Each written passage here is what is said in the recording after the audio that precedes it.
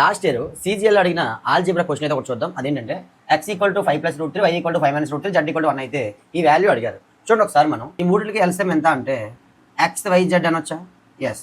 XYZలో YZ ఎన్నిసార్లు పోద్ది అంటే x టైమ్స్ పోద్ది. ఈ x ఇంటూ x ఎంత అంటే x². మళ్ళీ అలాగే ఇక ఈ XYZలో ZX ఎన్నిసార్లు పోద్ది అంటే y సార్లు పోద్ది. y ఇంటూ y ఎంత అంటే y².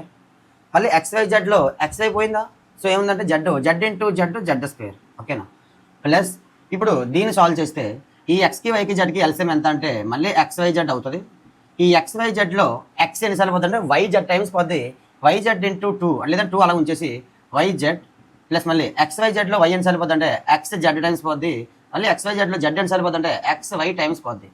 ఇప్పుడు చూడండి మళ్ళీ రెండు యాడ్ చేస్తే డినామినేటర్లు ఈక్వల్గా ఉన్నాయి కాబట్టి సింగిల్ డినామినేటర్ వేసుకొని ఓకేనా ఈ రెండు యాడ్ చేస్తే x² + y² + z² plus 2 x y + yz plus zxలా ఉంది కదా.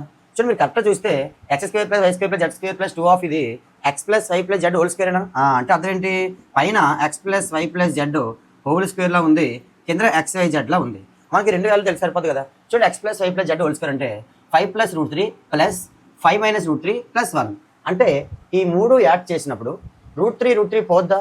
అప్పుడు ఏం మిగులుతుంది? 5 + 5 10, 10 + 1 11 అంటే ఇక్కడ ఏం మిగులుతుంది అంటే 11² మిగులుతుంది. 121 ఇప్పుడు XYZ అంటే అర్థం ఏంటి?